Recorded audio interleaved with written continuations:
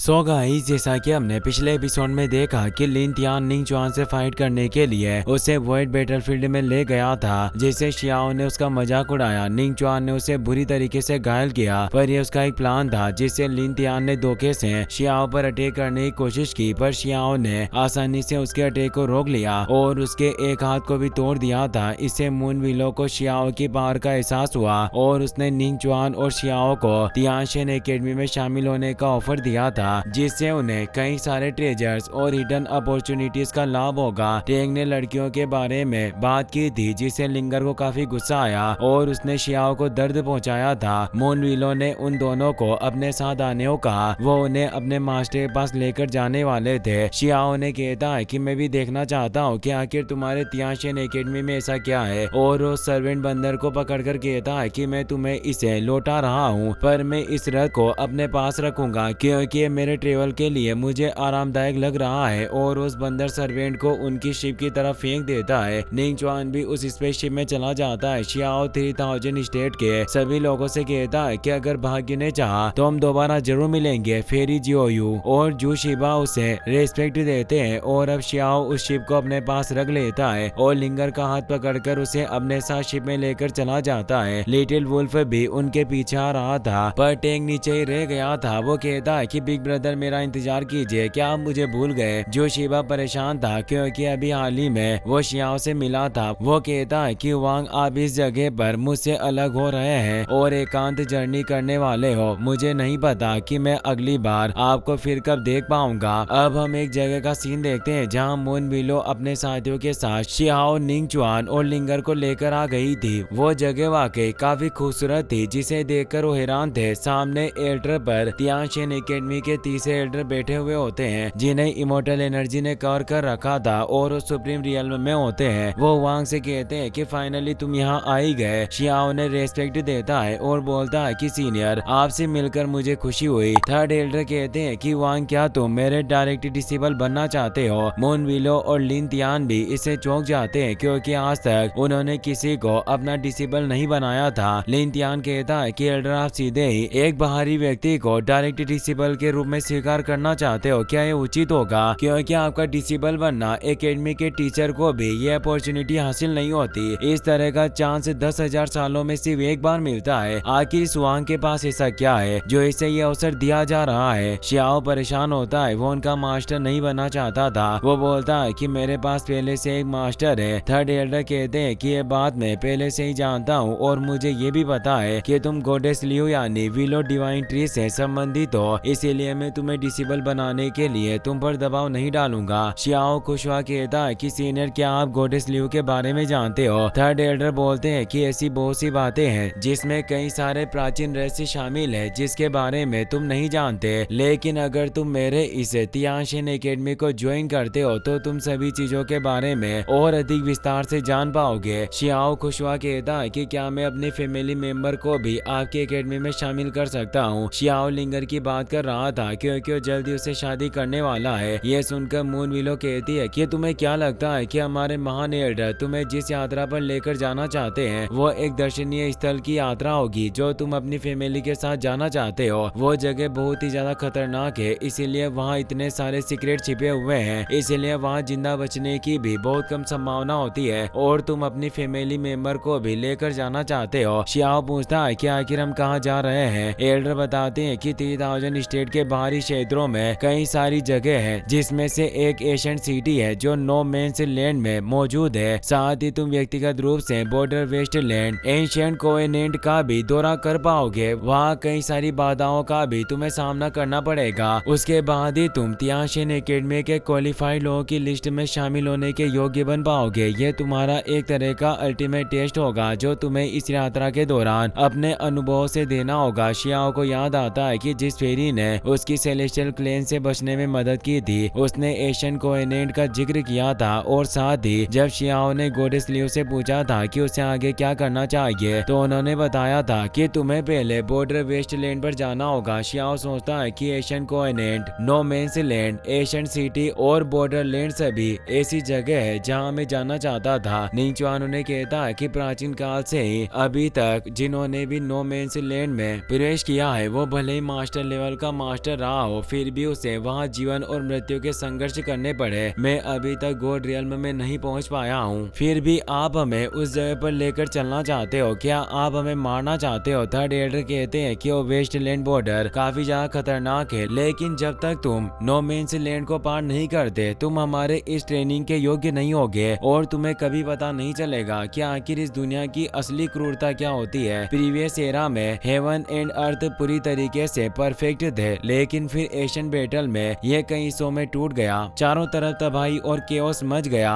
9 heaven and 10 lands में भी कई नुकसान हुए और जहां अभी तुम खड़े हुए हो वो 10 लैंड्स में से ही एक है। उस वक्त सुप्रीम्स ने एक साथ काम किया और इस 3000 स्टेट को अपनी ब्लेसिंग दी ताकि बॉर्डर विल्डरनेस के इफेक्ट को दबाया जा सके और इस जगह पर इसका असर ना हो। लेकिन अब इस युग का अंत भी निकट आ रहा है, जिससे इस दुनिया को नष्ट करने वाले दुश्मन फिर से उभर कर सामने आएंगे। इसीलिए एशियन बैटल की क्रूरता निश्चित रूप से दोबारा प्रकट होगी। अभी भी सिचुएशन के हिसाब से यह जगह फ्रंट लाइन की तरह है। अगर तुम सभी डरपोक हो तो तुम वापस जाकर सिर्फ उस तबाही के आने का इंतजार ही कर सकते हो, लेकिन अगर तुम परेशानी का सामना करने को तैयार हो और उस अराजकता का सामना करना चाहते हो तो तुम्हें एक ड्रैगन की तरह बनना होगा, ना कि उन कीड़ों की तरह जो डरकर अपने बिल में छिप जाते हैं। अगर तुम दोनों में से किसी के पास भी इस दुनिया की लड़ाई में शामिल होने की कोई महत्वाकांक्षा नहीं है तो फिर मेरे दिखाए गए इस रास्ते पर तुम्हें कदम नहीं रखना चाहिए। शियाओ में जोश आ जाता है, साथ ही उसे उन लोगों पर गुस्सा आ रहा था जो इस एरा को नष्ट करना चाहते हैं। वो सोचता है कि इस बात में कोई आश्चर्य नहीं कि गॉडेस लियू ने मुझे बॉर्डर वेस्टलैंड पर जाने को कहा। पता चलता है कि उस जगह पर कई सारे एशियन सीक्रेट छिपे हुए होंगे। निंग चुआन कहता है कि क्या दूसरे एशियन रियल्म के लोगों ने भी अपने चैंपियन के लिए इसी तरह का रास्ता चुना है। मोन विलो कहती है कि विभिन्न तरह के एशियन रियल्म ने अपने लिए एक हीरो चुनने के लिए एक क्राइटेरिया को सेट किया है जो हमारे द्वारा सेट किए गए इस रास्ते से भी काफी ज्यादा सख्त और क्रूर है। थर्ड एल्डर बताते हैं कि यह जगह एशियन बैटलफील्ड के एक अवशेष की तरह है और तुम भी अच्छे से जानते हो कि युद्ध से जगह पर कितना बुरा असर पड़ता है। इसीलिए यहाँ पैदा हुए महान हीरोज के कारनामों को देखते हुए मैंने सेक्ट में शामिल होने का जो मानक सेट किया है वो इतना हार्ड नहीं है। निंग चुआन बोलता है कि अगर ऐसी बात है तो इस टेस्ट को पास करने के बाद हमें तियांशिन एकेडमी में शामिल होने से इतना क्या प्रेशियस प्राप्त होगा और आप हमें किस प्रकार का प्रशिक्षण देंगे। मोन विलो बताती है कि तुम्हें कई तरह के क्लासिकल स्क्रिप्चर्स और highest level supreme treasure technique मिलेगी, साथ ही तुम इमोर्टल्स के साधना अनुभव को पढ़ पाओगे और इमोर्टल्स केव के अंदर तुम्हें ट्रू इमोर्टल्स के वंशजों से सीखने का मौका मिलेगा। इन सभी के साथ ही तुम एक ऐसी कल्टिवेशन मेथड को भी देख पाओगे जो इस एरा का नहीं है। शियाओ कहता है कि मैं सभी चीजें देखना चाहता हूँ, इसीलिए मैं इस नो मेंस लैंड पर जाने के लिए तैयार हूँ। देखता हूँ कि आखिर वहाँ क्या खतरे होंगे। लिंगर परेशान होती है क्योंकि उसे शियाओ की चिंता थी। थर्ड एल्डर कहते हैं कि तुम सभी अब जाओ और तैयारी करो, कुछ दिनों के बाद मैं शेंगजो इलाके में ट्रायल को स्टार्ट करूंगा। निंग चुआन सोचता है कि मुझे भी इस ट्रायल में हिस्सा लेना होगा,